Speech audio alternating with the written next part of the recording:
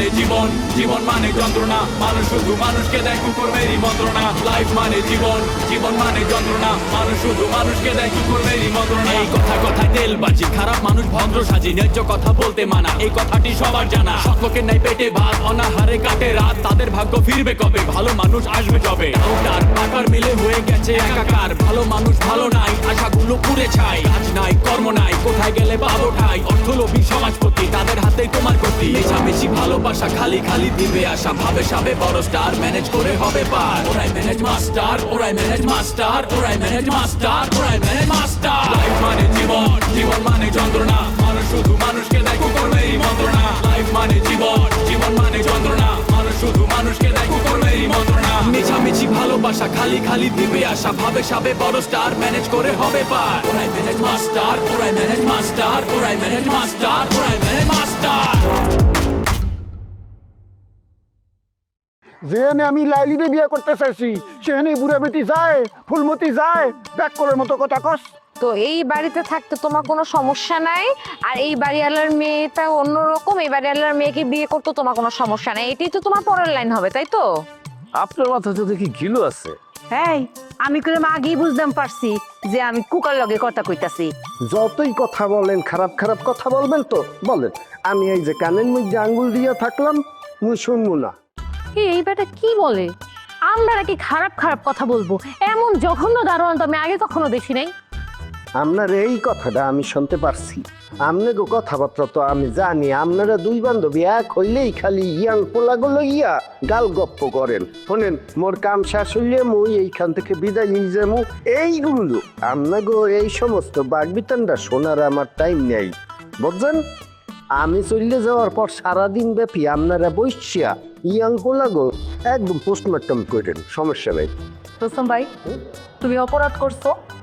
আমি এখন যাব ডিরেক্ট খালুর বাসায়, আর আমি যদি ওখানে যাই খালুরে বলি তোমাদের কিন্তু এক্ষুনি বাড়ি করে দিতে বলতাম। কোনো লাভ হইবে না, আপনার খালুর ডে যাইয়া কইলে কোনো লাভ হইবে না, কারণ আপনার খালুই আমার ডে ধরা। তোর খালু মানে এই বাড়ির বাড়িওয়ালা, আর বাড়িওয়ালা তার কাছে ধরা মানে? খালু কি কোনো অবৈধ ব্যবসা করে নাকি? বুঝলাম না, এই বাড়িতে আসারই তো একদম রিস্ক হয়ে গেল। পাগলের কথা তুই বিশ্বাস করতেছস? রোস্তম ভাই, তুমি কি যাবা নাকি গালি খাবা? যাইতে আছি, এত খুঁজে যখন কইতে আছেন, রিকোয়েস্ট করতে আছেন, না যাইয়ে পারি? তাই আরেকটা কথা কই, ওই যে জানলাটা খুললে রাখছেন না, ওইটা বন্ধ করেন, কারণ ওই জানলার ওই পারেই কিছু পোলাপাইন আছে, উস্কি মারবে আপনাকেও, কিন্তু উল্টা পাল্টা ইশারা ইঙ্গিত দিতে পারে, সারা দিয়েন না। আমাদেরকে ইশারা করবে এরকম সাহস কারণ নাই, আর যদি ইশারা করে চোখ উপড়ায় ফেলবো আমি। এখন দয়া করে একটু যাও। আরে উনি কি যাবে? তারে দেখে তো আমার মুডটাই নষ্ট হয়ে গেছে, আমিই চলে যাব এখন। ওইছে অত ডং করতে হইবে না, আমি যাইতে আছি, আমি গেলেই তো মুড ভালোই যাইবে, আই করবেন। দেখছস, এই প্রথম আমি একটা বাড়ি দেখলাম যেই বাড়িতে বাড়িওয়ালার চেয়ে দারোয়ানের গুরুত্ব বেশি থাকে, পাওয়ার বেশি থাকে। বাড়ায় বাড়ায় বল, সারাদিন বকার উপরে থাকে। তোমার ভাগ্নি লুবনা কোথায় যায়, কি করে, তুমি কি কোনো খোঁজ খবর রাখো? অবশ্যই খোঁজ খবর রাখি। লোবনা যেখানে যায় আমাকে বলে যায়। দেখো, লোবনা কিন্তু বিদেশে লেখাপড়া করে এসছে। ঢাকায় ওর কোথায় কখন কিভাবে চলাফেরা করা উচিত এ বিষয়ে যথেষ্ট ভালো সেন্স ও আছে। ও, তার মানে তুমি বলতে চাচ্ছ তোমার ভাগ্নি বিদেশে পড়াশোনা করেছে, তাই সে অনেক জ্ঞানী, অনেক বেশি জানে, আর আমি ঢাকায় পড়াশোনা করেছি তাই আমি কম জানি, আমার নলেজ কম। আরে আমি কখন বললাম তোমার নলেজ কম, তুমি কম জানো, তোমার জ্ঞান কম? তুমি তুমি পায়ে পড়ে কেন ঝগড়া করতে চাও? কি বললা তুমি? ঝগড়া আমি বাঁধাই? তুমি কি মনে করছো তুমি যে বসে বসে খবরদারি করো, প্ল্যান করো আমাকে কিভাবে বাসা আটকা রাখা যায়? যখনই আমার বাইরে শিডিউল থাকে ঠিক ওই সময় তুমি তোমার ভাগ্নিকে গাড়ি দিয়ে দাও। কেন? ওর গাড়ি লাগে, ও গাড়ি ছাড়া চলতে পারে না, আর আমি গাড়ি ছাড়া চলতে পারি? আরে আমি কখন তোমাকে আটকে রাখলাম? তুমি চাইলে যখন খুশি তখন অ্যাপের মাধ্যমে গাড়ি দেখে যেখানে খুশি চলে যেতে পারো। তোমাকে মানা করেছে কি বললে তুমি? আমি ভাড়া করা গাড়িতে যাব? কেন? আমি তোমার ওয়াইফ, তুমি আমাকে এই কথা বলতে পারলে? আমি কেন যাব? তোমার ভাগ্নিকে বলতে পারো না সে গাড়ি ভাড়া করে যাক? ঠিক আছে, লুবনা বাসায় ফিরলে আমি ওকে গাড়িটা ব্যবহার করতে মানা করে দেবো। কিভাবে মানা করবে সেটা তো আমি জানি। তুমি তো বলবা তোর মামি তুই যে গাড়ি ব্যবহার করিস সেটা সে পছন্দ করে না, এটাই তো বলবা, তাই না? আমার আর কি বলার আছে, এটাই তো বলতে হবে। লুবনার কাছে তুমি আমাকে ছোট করে নিজে বড় হবা, নিজে মহান হবা। হ্যাঁ, তুমি কত গ্রেট সেটা বুঝাবা। তুমি কি বলবা আমি তো জানি। তুমি বলবা মারে আমাকে তুই ক্ষমা করে দিস, আমার কিচ্ছু করার নেই। তোর মামির কথার বাইরে তো আমি যেতে পারবো না মা। আমি আর কি বলবো, আমার ভাগ্নি আমার বাসায় আসছে, আর এই কারণে তোমার যন্ত্রণা বাড়বে এটা তো আমি চিন্তাও করতে পারিনি। শোনো, অতিরিক্ত কোনো কিছুই ভালো না। তোমার ভাগ্নি এ বাড়িতে আছে, থাকছে, খাচ্ছে, যেখানে খুশি ঘুরে বেড়াচ্ছে, তাতে না আমার কোনো আপত্তি নেই, বিশ্বাস করো। কিন্তু তোমার ভাগ্নি যদি আমার থেকে বেশি প্রায়োরিটি পায়, এটা না আমি কিছুতে মেনে নিব না। ও মেয়ে মেয়ে গইতে কিটা হইতেছে? হ্যাঁ কালা, এটা না তোমার জীবনের সবচেয়ে বড় শত্রু, তোমার জীবনের চিরশত্রু রে তুমি কাঁদা বয়া জামাইয়া ধরতেছো। সি সি সি সি, দিন দিন কি তোমার আকল পছন্দ কমে যাইতেছে? লজ্জা শরমে কি মাথা খাইছো? হাই, তুই তো কি কইতেছস? কোন আদে বাজে কথা আমার লগে কইবে না। পরে তুমি আমারে ভুল বুঝতেছো, বিপদে পরে আমি তোমাকে বাড়তে আইছি, চারটা খাওয়ান দাও, খাওয়া যামুগা। এ কুকা, তুই অঙ্গে আছেন, আমার বাগনি আমরা অবিশ্বাস করতেছে। আর আদুই যায় যদি দেহে তাহলে তো আরো তুলকালাম কাণ্ড করবো। করবোই তো, এই বেড়া যেটা করছে বুঝলা গেছ, এই জুলমত আলী সাইজা তোমার লগে মোবাইলে যে আলাপ গুলা করছে, এরপরেও তুমি এর লগে আলাপ করতেছো। সি সি সি, লজ্জা শরম তো কিছু নাই। ওই এর আজকে তুমি বিচার হরবা, আর যদি বিচার না হারতারো তাহলে আমার কল, আমি যাই কাজে দেখ কেন খালু বানাই এলাই। অহন তোমার যা ইচ্ছা তাই করো, আমি কোনো বাধা দিব না। আমার এখন কেউ নাই, আমি এখন মানুষের বোঝা। এই বোঝা যদি তুমি কান্দে নিতে চাও নেও, আমার কোনো আপত্তি নাই। এতদিন তোমার আমি পাত্তা দেই নাই, অহন থেকে পাত্তা দেবো, বিশ্বাস করো। কোন কুকা, আমি কইলাম কোনো বুঝা কান্দে নিতাম না। তুই যে আমার কাছে নতি শেয়ার করছস এতেই আমি খুশি। ফরি তুই কুকারে কান্দে, সারাদিন বলে কাইছে না, শুনবি তো আমার কিরম মায়া লাগছে, কান্দ। এই বেটারে কাউন দিতাম আমি? তোমার বিড়িতে লোক, তুমি যে কাউন দেও, এর আমি জীবনে কাউন দিতাম না। তুমি করলাম যেটা করতেছো এটা করলাম আমার ভালো লাগতেছে। আমি কোনো ঝামেলা করি না, আমি ভালো মানুষ, গুড বয়। আইসে আমার গুড বয়, শয়তান। তুমি শয়তান জীবনেও ভালো হইতে না, তুমি হচ্ছে শয়তানের না দাই। ফরিবানু, তোর ব্যবহারটা করে আমার ভালো লাগতেছে না। তুই কাউন না দিলে না দিবে, তুই যা। আমি কুকারে কাউন দিছি। এ কুকা, তুমি গিয়ে টেবিলে বাও। ওন তো দিবা, ওই যখন করতাম বিয়ে এলাম তখন আমার কথা মজা লাগছে না। ও আমার বাই পেটে বয়া বয়া খাওয়া। বক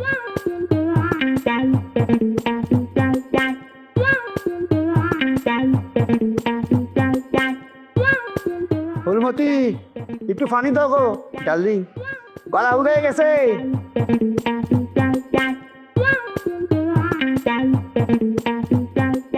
মামা হ্যাঁ আসবো?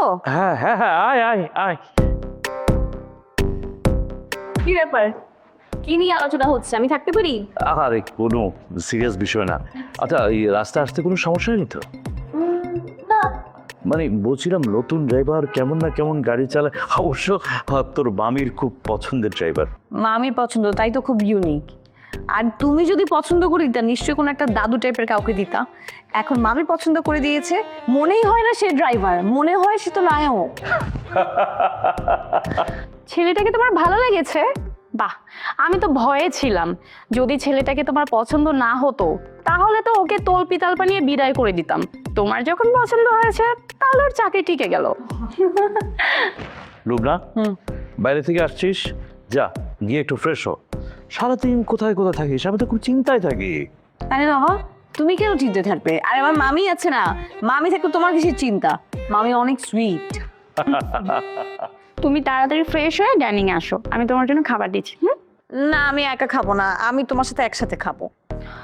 বাট আমার তো খেতে দেরি হবে। দেরি হলে হবে, আমি ওয়েট করব। ঠিক আছে।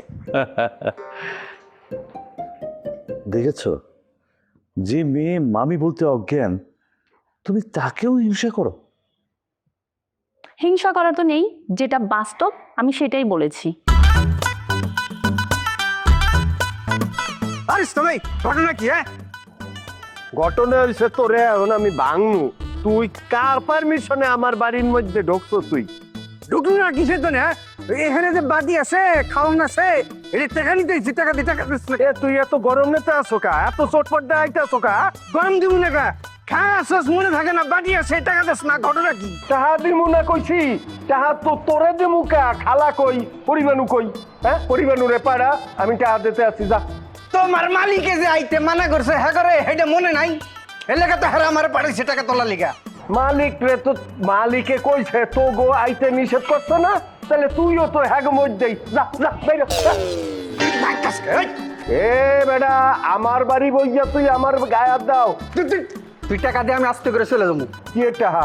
তোর যে টাহা দিমু কোন সাহসে? তুই যদি টাহা মাইরে দাও। এই দেখ, এই যে পুরা এই এই খাতা তো তুই লুকাইয়া লইয়াইছো যাতে না দেয় খালা, তারপর তুই টাকা লইয়া ভাগ্যে যাবি। আমি তোরে চিনি না।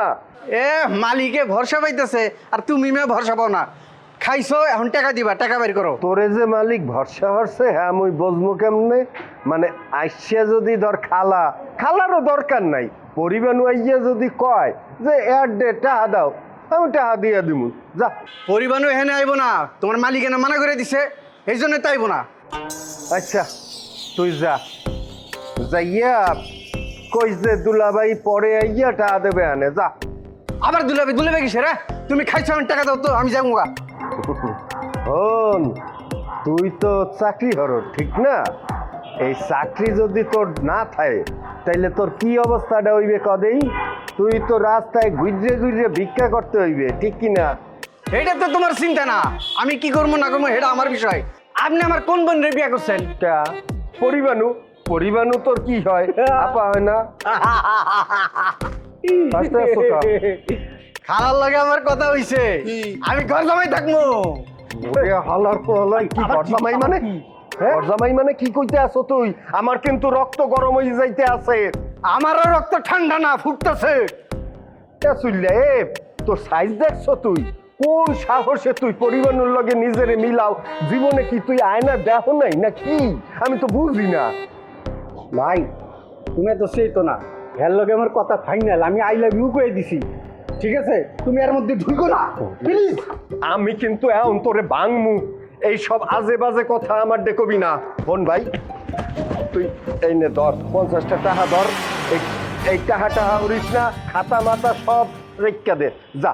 এখন যা, যাইয়া পরিবানুরে পাড়া আমি টাকা দিন, যা।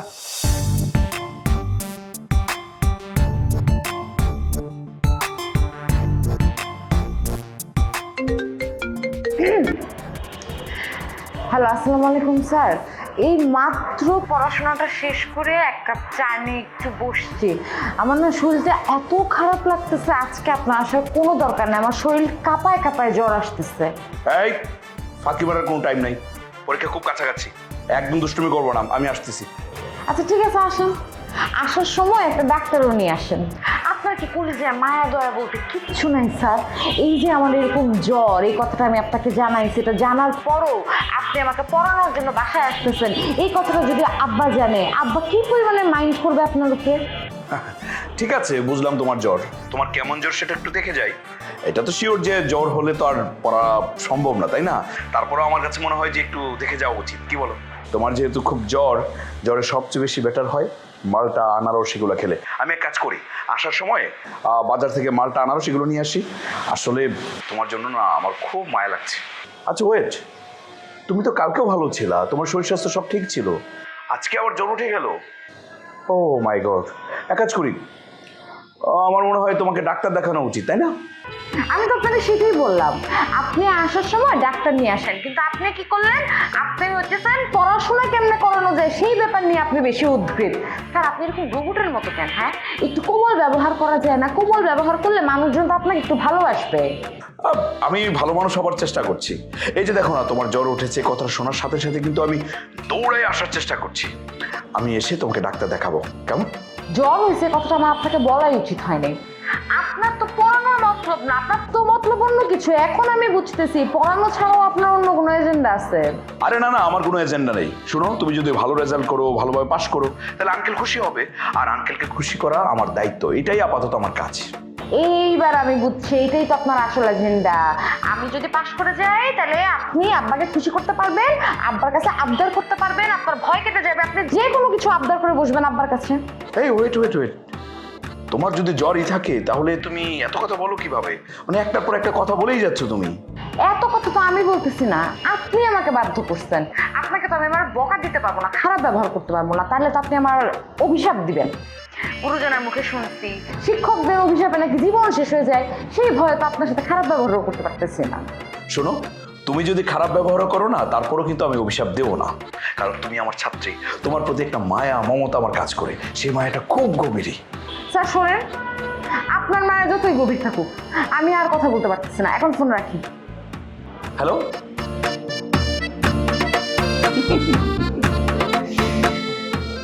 আমারে তুমি কি মনে করো? খুব চালাক তুমি। তুমি চলো ডালে ডালে, আর আমি চলি পাতায় পাতায়। আমি আসতেছি। ময়না, আয় ময়না। ডাকছেন কেন আপা, কি হয়েছে? শোন, স্যারের আমি বলছি আমার প্রচন্ড জ্বর, আমি আজকে পড়তে পারবো না। স্যার যখন আসবে তুইও স্যারে বলবি যে আপনার অনেক জ্বর, আপার বিশ্রাম থেকে উঠতে পারতেছে না, আপার 204 ডিগ্রি জ্বর। এখন তুই যে কাজটা করবি সেটা হচ্ছে বালতি, পানি, জগ এগুলো সব কিছু রেডি রাখবি, জলপট্টি রেডি রাখবি। স্যার যখনই আসবে তখনই আমরা বলবি আমি বিছানায় শুয়ে জ্বরের অ্যাক্টিং করবো, পারবি না? ঠিক আছে আপা, যা যা করানোর দরকার সব করুম, আমার আর কিছু কইতে হইব না। আর স্যার যখন কলিং বেল দিব আপনারা জানাবো, আপনি সোজা শুয়ে পড়বেন, জ্বরের অ্যাক্টিং শুরু করে দিবেন। যা সব রেডি কর। ঠিক আছে। দুলা ভাই, এই তো তোরে দেখলে না, এর লাগেই ভাল লাগে আমার। কে লেগে দুলা ভাই কইলাম জানো? কে? আমগো গ্রামের একটা পাগলি আছে, মনে করো হেডারি তুমি বিয়ে করছো। আসসালামু আলাইকুম। এই এই এই এই, তারা এদিকে আয়। আয়, তুই কি আমার লগে ইয়ার্কি মারতে আসো? টা ফেরত দে, কে ইয়ের কি মার মুখে? টা ফেরত দে তুই। টাকা আমি ফেরত দিব না।